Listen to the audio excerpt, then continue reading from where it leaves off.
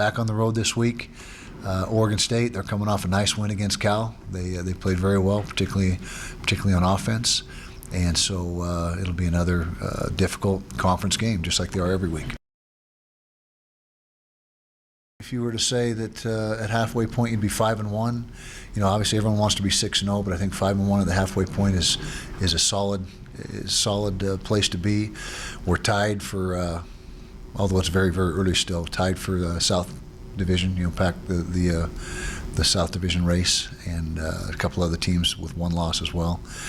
And so I don't know if you want a letter grade, I don't know, B+, A-, something like that.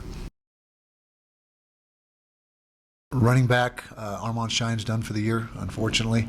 So we're down to the 6th running back now, I guess you can say, with the retirement of Joe and then the other 4 guys getting injured. Jordan Howard, who finished the game, is unavailable this week as well. He got injured there at the end. So it's been a little bit of a mystery this year as far as the injuries, but you just deal with it. You deal with it and move on. So we'll figure it out. Zach Moss will probably be a game time decision this week, and so that would solve a lot of problems. But we can't rely on that because he's a game time decision, and so we got to have some alternative plans and make sure we have a contingency plan for that. And then what was the second? Manalo, just maybe talk. Manalo, yeah, he's a possibility as well. He's healthy, which is the first thing that's important. I mean, he is available, and so he's a guy that is right in the mix there, as far as us trying to determine who we're going to use.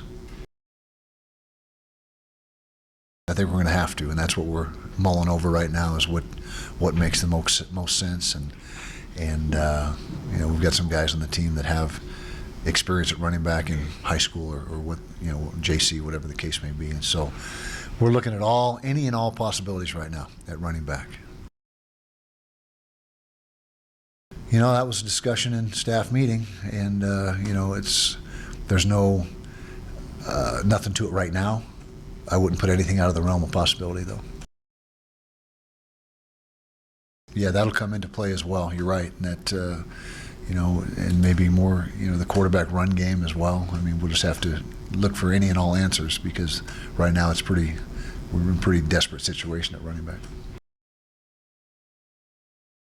We're looking at a couple different possibilities there as well, and I think Lowe is a reach for this week, but Nick didn't play poorly. But we always want to get the best 5 out there, and so if we feel like there's a better combination, we'll do it, but I don't have an answer for that right now either.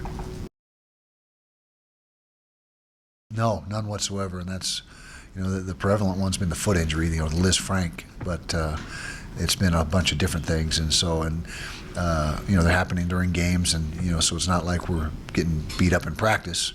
These are game injuries, and it's just a run of bad luck, I guess you could say. Worst I can remember, yeah. And I've been in a lot of years, and I cannot remember a year where it's been this many injuries. Just the sheer amount of injuries we've had. Thought they stepped up and did some good things. Raylan, is starting to emerge as a dependable guy. DeMar Simpkins made a couple nice catches, had a drop that I know he wishes he had back, but he played well. Tyrone Smith had a couple nice catches, the one-hander in the end zone. And so I think that we're still a work in progress at receiver, and we're certainly a lot more potent with Timmy. But I think we got some other guys that are stepping up. Corey Butler, another guy, took that crossing route and went about 60 or 70 yards, and that was a big play for us at that point in time.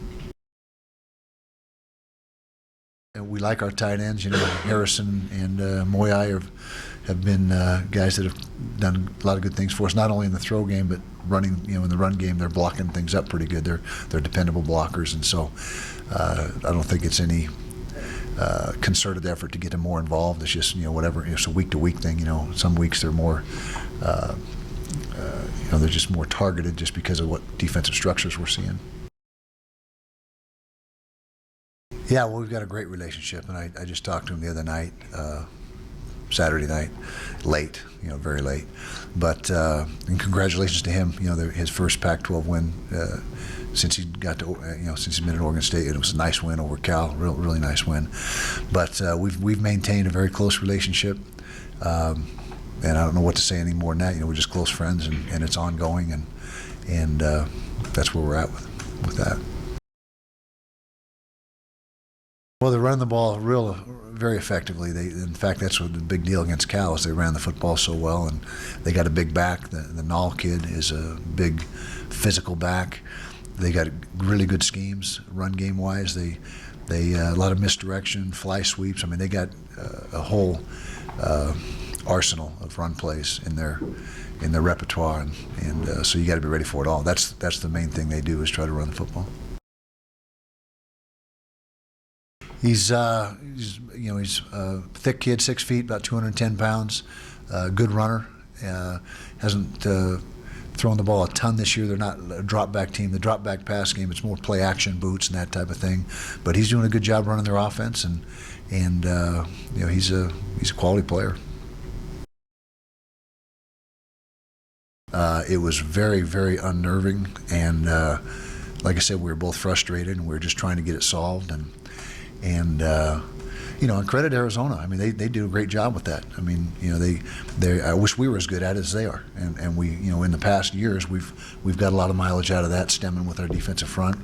But the officials made a point of it to try to stop that and start penalizing the defense. But Arizona did a great job with it, and it's kind of like stealing signals. Even though if they were saying go, which our offensive line thought they were, but the refs weren't hearing it, and it's our job. It's not Arizona's job to stop doing it. It's our job to combat it.